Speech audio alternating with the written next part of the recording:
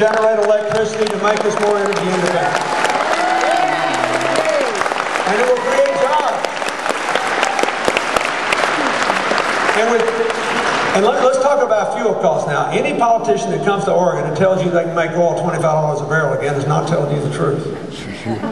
Because oil is set in the global market, and we can't stop the Chinese and the Indians and the Indonesians and the Brazilians, everybody else getting rich buying this oil, and they're bidding the price up. So whatever we do, we can't drive it back down as low. So if you want to cut your fuel bill, you either have to drive more fuel-efficient cars or produce your own fuel. And the best thing to do in the short run is a combination. Every state can produce biofuels, and you certainly don't have to grow corn. It is the most environmentally and energy inefficient way of generating biofuels. But in Oregon, you can take the leavings of every farm crop, the leavings of every timber cut. You can grow grasses. You don't have to deplete the soil. And the great thing about biofuels is you cannot put them in a pipeline, so it means every 150 miles or so, you have to have a new production facility.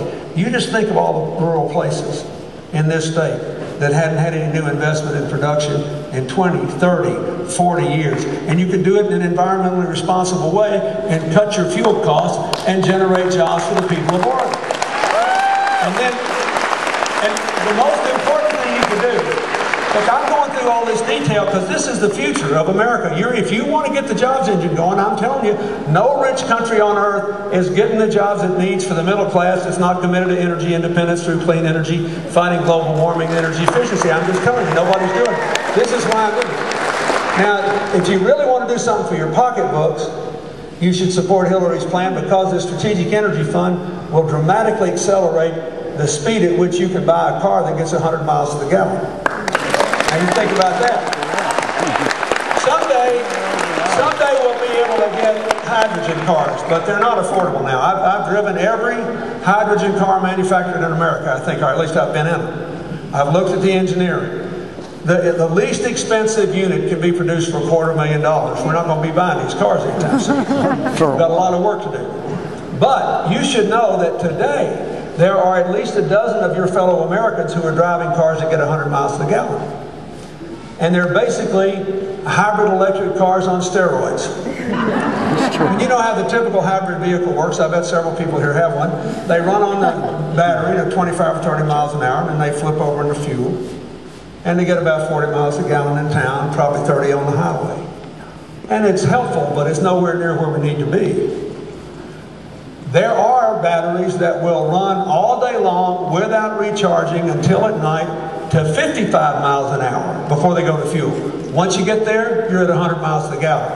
Think about it. Once you get to 100 miles a gallon, you can say to all those nice people in the Middle East, please go on and charge $100 a barrel, charge $200 a barrel, charge whatever you want. We're going to keep our $350 billion at home in America, in the pockets of our families, for the futures of our kids.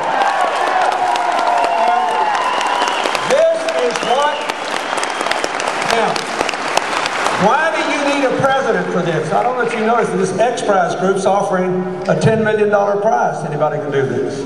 That's peanuts compared to what it's worth to you. Why do you need a president? Because the American research budget is too low for this. These cars that are being driven are still not affordable to you because the batteries are made of lithium. And we don't yet have access to enough of the material to make enough of them to get them cheap enough for you to afford. And you know, you just think, flat screen televisions, iPods, iPhones, all electrical products get way cheaper when you produce more of them. That's why you need a president and a fund to accelerate that. But Hillary has a very simple position on this. If America could beat the entire world to the moon, surely we can beat the world to a car battery. And if you think so, you ought to vote for her for president.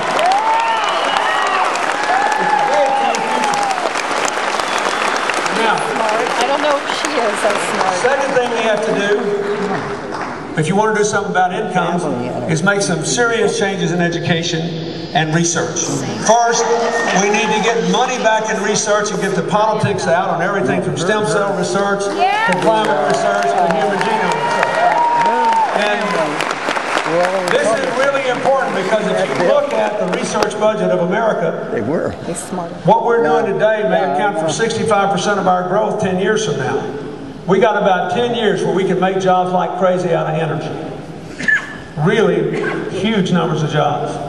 After that, we'll be making jobs out of dealing with the fact that you're all the young people here, a bunch of you are going to live to be 110 years old. And we've got to figure out a way to stay healthy and unlock all these genetic problems and figure out how to solve them. So this is important. Second thing we have to do is to make education after high school affordable for everyone for as long as they need it. Now, this is something both of us have cared about a lot and worked on, because when Hillary and I were in law school, we were flat broke. And we borrowed money, but we could get it from the government at 2%. And when I was president, we added 10 million kids to the ranks of those getting college aid and lowered the cost of it. So we have a lot of experience with this, and a lot of this was cut back in the Bush years. So here's our plan. Number one, provide funds for apprenticeship and training programs for people that don't get four-year college degrees. They need 2 years of education after high school to get a job with a growing income. Number two, it's really important.